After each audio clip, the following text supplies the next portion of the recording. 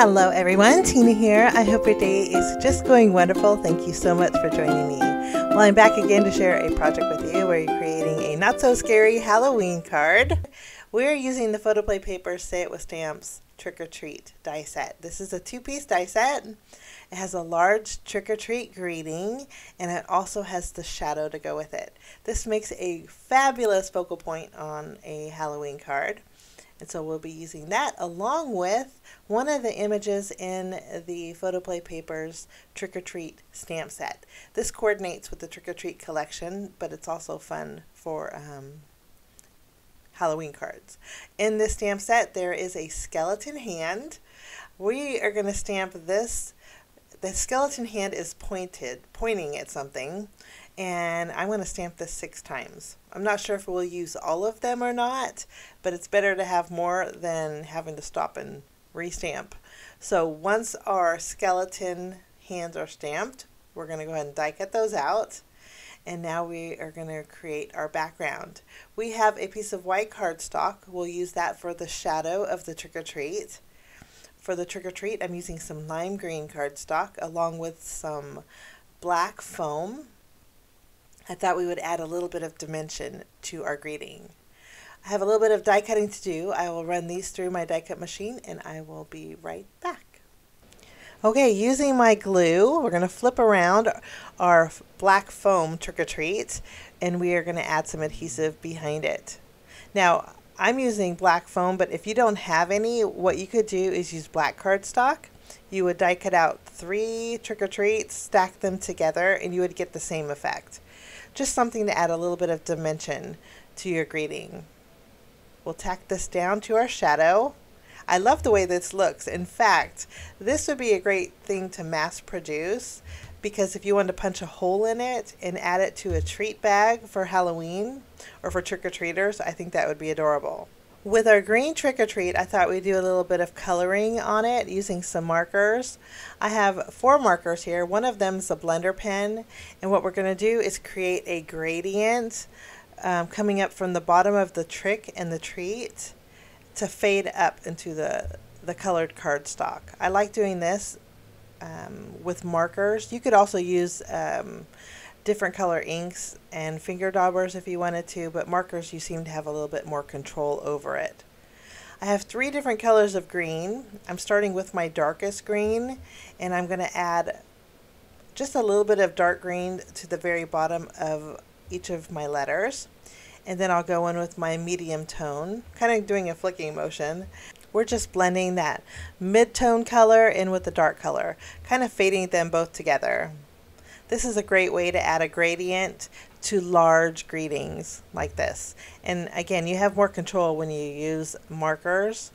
You could also use your watercolor if you wanted to, but I love the way this is looking. Now we're going to go in with our lightest green color, doing that same flicking motion,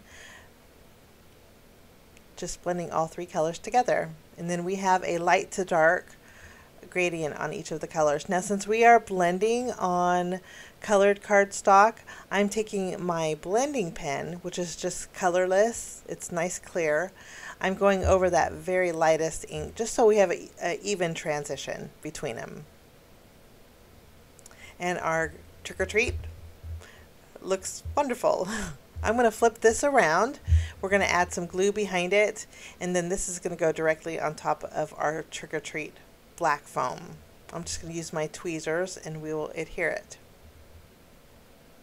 If you wanted to offset this too for a little added dimension, you very well could. And I think that looks wonderful. I think this would be great with orange cardstock or purple cardstock also.